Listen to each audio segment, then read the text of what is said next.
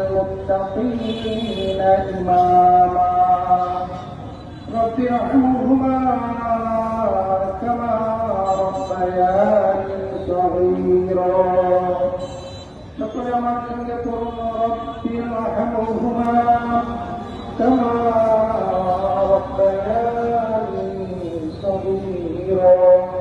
আল্লাহ তাআলা তাদের সারা আমাদের পর আল্লাহ তাআলা আমরা কতিপয় গুনাহগার বান্দা, আল্লাহ আমরা একত্রিত হয়ে বিশেষ একটি উদ্দেশ্যকে সামনে রেখে আল্লাহ আমরা সূরা ইয়াসিন থেকে কিছু অংশ তেলাওয়াত করেছি, কালামুল্লাহ থেকে তেলাওয়াত করা হয়েছে, সূরা ফাতিহা, সূরা ইখলাস তেলাওয়াত করা হয়েছে, আপনার হাবিবের উপর দুরূদ ও সালাম করা হয়েছে। আল্লাহ তওবা ইস্তিগফার করেছি।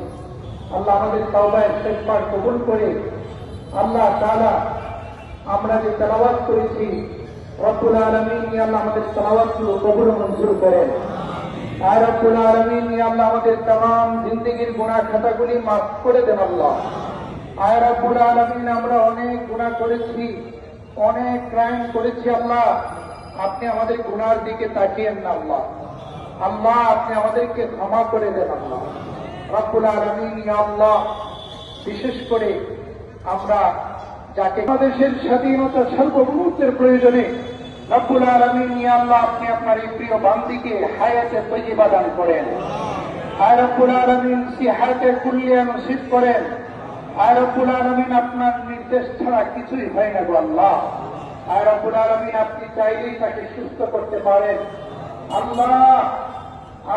আপনার কাছে আমরা ফরিয়াদ করি আল্লাহ তাআলা আপনি আমাদের ফরিয়াদ কবুল করুন আল্লাহ। দেশনেত্রী বেগম খালেদা জিয়াকে আপনি পরিপূর্ণ সুস্থতা দান করেন, শেফায়ে কুল্লিয়া নসিব করেন আল্লাহ।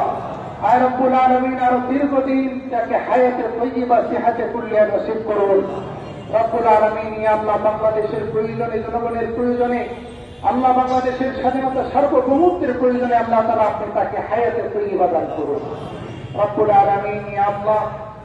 আজকে এই মুহূর্তে যার কথা বেশি মনে পড়তেছে স্বাধীনতার ঘোষক শহীদ রাষ্ট্রপতি জিয়াউর রহমান, যার অন্তরটা ভরা ছিল ইসলাম আল্লাহ, যিনি সর্বসময় তিনি ইসলামকে প্রমোট করতেন আল্লাহ, ইসলাম ছাড়া অন্য কিছু কল্পনা করতে পারতেন না। আয় রব্বুল আলামিন ইয়া আল্লাহ বিভিন্ন চক্র